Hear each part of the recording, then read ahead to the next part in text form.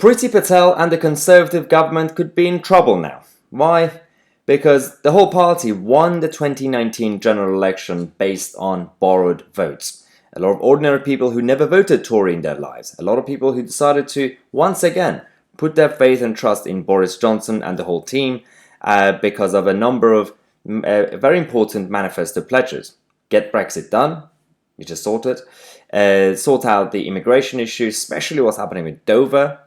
That hasn't been fixed. And a number of other issues. We've received a lot of emails and comments from you guys on this channel. Obviously, it's Monday, so we're going to actually answer them. But also, we know on social media and MPs that I speak to, they get a lot of emails every day from voters and the electorate who are quite angry about the fact that the Home Office haven't actually done anything when it comes to Dover and the French boats coming with the border force.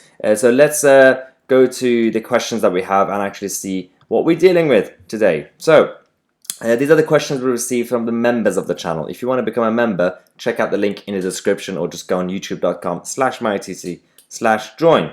So the first question on this issue is Mary Walker saying, when do you think Priti will start turning back all the illegals that come into our country on a daily basis? So we've spoken about this. I mean, as I said, I have talked to Priti Patel a while ago about this. I know that she cares as a person, as an individual. She does care about this issue, but there are a number of problems with this government. They want to change international law. Priti Patel wants to change the law in terms of the way we deal with the French. But the problem we have is that they're going to take their time. Every day, hundreds of people are coming to this country using the French boats, and they say that it takes time to put through some legislation. The same government that put through the lockdown legislation and the Brexit one within hours. You know, if you want to do it, you could do it within days or a week, but apparently it's not a priority. Maxine Bennett says, I think the Navy should be called in to turn the boats back. What do you think? Well, again, it really depends on, because they get the command and the order from the government anyway. So again, it goes back to the central government and the cabinet. Monty says, how about a Dunkirk little ships called to tow back the tide of dinghies to the French beaches? I mean, we could go full on Dunkirk on these French boats, but it's yeah, I don't think it's going to work, because unless you're going to get, by that you mean ordinary people with small boats, essentially like building a wall outside Dover, then yeah, I'm in favour. Let's do it. Why not? Let's just cause some trouble. If the border force aren't really doing anything, let's do something else. So the next thing we have is hello Maya. Rightly or wrongly, the people will judge how a nation is governed by how the capital city is managed. Do you think the office of Mayor of London should be merged with the office of Prime Minister? Absolutely not, but doesn't mean I'm actually supporting the office of Mayor of London. It's stupid, because I'm in favour of decentralisation. Don't give more power to the Prime Minister, that's not good. But they decided to decentralise from Westminster. They gave it to City Hall, and it's not fit for purpose, because London is massive now. Greater London is huge. You got the inner city and then the outside, quite different. And I think we have to do something about the office of Mayor of London and the City Hall in general. Just either completely get rid of it or decentralise it, because it doesn't work. Don't give it to Westminster, no. Next question we have is about Scotland. Sarah Farrell says, hi Maya, please could you explain how the Scottish devolved government can pass a bill to stop free speech? When the devolved governments were set up and didn't know it included powers that would be for the national governments to decide. Yes, so a lot of people have been asking this, because some people thought that the Scottish government have limited powers. They do have limited powers, but they're using certain areas as a loophole, including this, based on justice, the judiciary, and also social policy. So they're including them in those areas, just like how they managed to basically divide Scotland and the rest of the UK during lockdown. They decided to make their own decisions. Westminster devolved all those powers as well. So yeah, they're using the judiciary in Scotland to say we have different laws, essentially.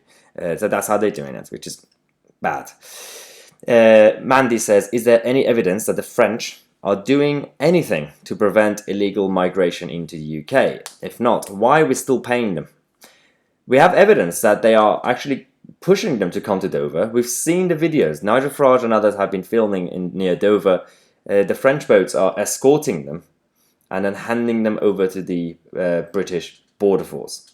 It's embarrassing. And yes, you're right, we are, as a government, we are paying the French authorities a lot of money every month for them to keep them in France. But then they don't care because the local French citizens, especially in northern France, they're not happy about the people being in their area. So they're just kicking them out and bringing them here, which is against what we agreed.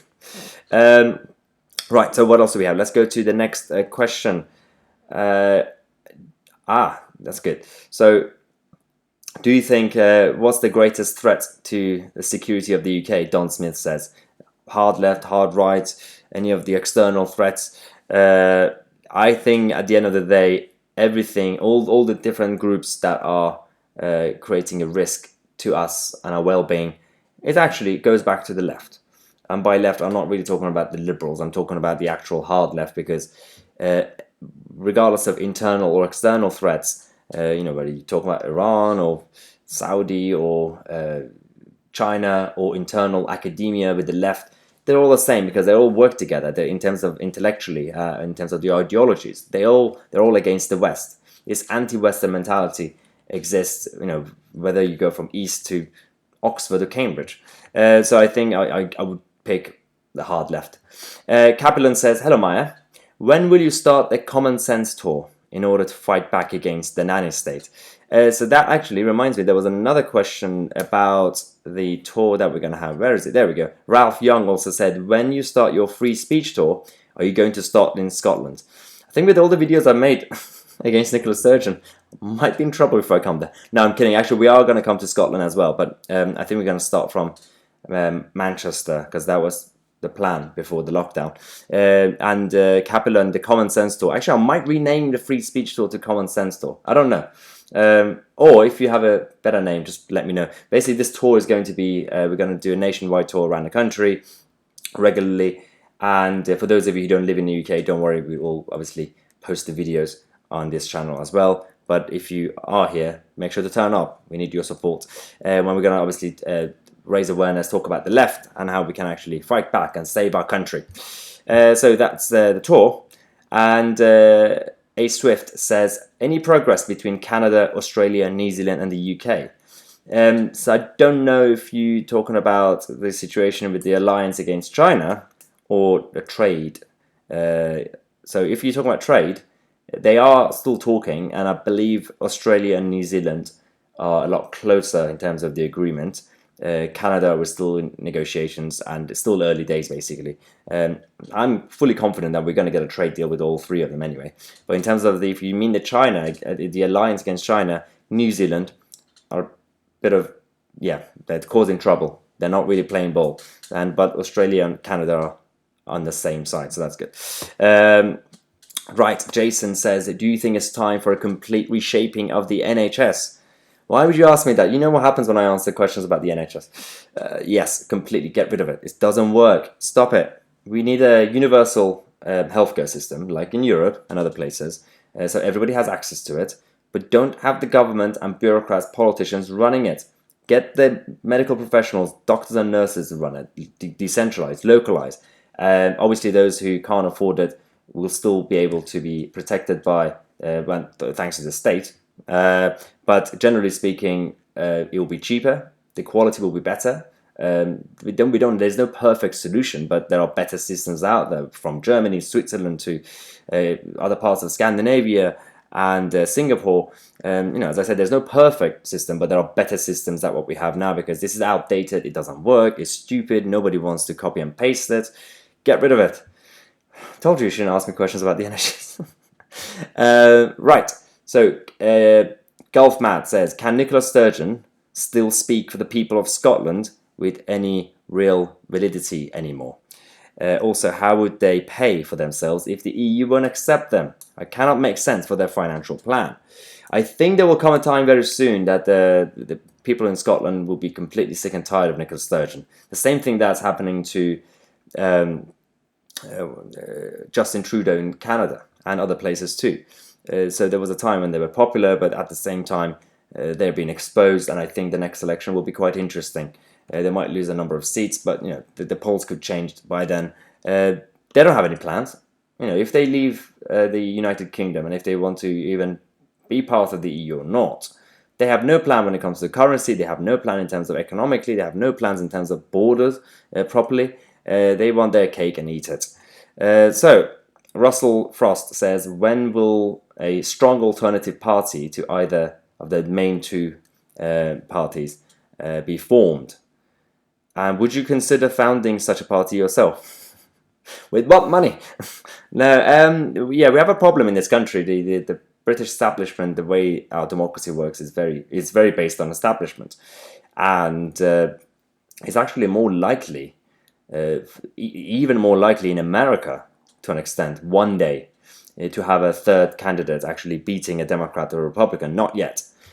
People think in America it's a two-party system, but actually it's more open. It's just the way the fundraising and the media work, they focus a lot on the main two parties. But in this country, it's actually more of a two-party system than in America, the way it works, because of first past the post. So it's difficult to create a new party that, like the Brexit party, that could work because it has a short-term goal.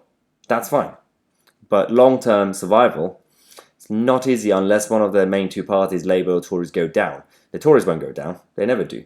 The Labour is more likely. So unless the Lib Dems go down, and then we could take over the Lib Dems and make the Lib Dems actually liberal, classical liberal, not liberal. So that's the only solution. Right, so there's a lot of other questions that we received from the members. There was one question, there was a couple of questions, I can't remember where they are, but I saw them about Boris Johnson's leadership and this government. I forgot the actual names who submitted the questions, but it's about how this government are becoming so left-wing and so authoritarian. They're going after people's diets, and this is the problem I have with a lot of tribal conservatives. You're doing the exact same thing as what the people on the left do. You're going with the politics of intention rather than outcome. Obviously, everybody is against obesity. We're not saying that, we're not against the sugar tax because we want everyone to get unhealthy or fat. It's just common sense. Doesn't matter about the intention. Look at the outcome. These policies never work. And, people might come back and say, yeah, but we need to get society to be better. Well, yes, but these policies don't work. Try something else. This government is becoming quite pro-nanny state, and it's getting ridiculous now. And the only people that will be hurt massively will be the working class, the ordinary people, especially the poor, because the rich will always survive. And, nobody cares about the ordinary people up and down this country because they're too stupid to think, apparently, according to these politicians. That's all the questions we have. Thank you for watching. Thank you for being patient with me, with all the rants. If you want to support the channel, becoming a member, check out the link in the description, youtube.com/myotc/join. I've mentioned this before, we are going to add more perks and benefits to the membership club. It's going to become a proper operation very soon, the next week or so. So become a member, wait for the emails to come, and I will see you guys in the next video.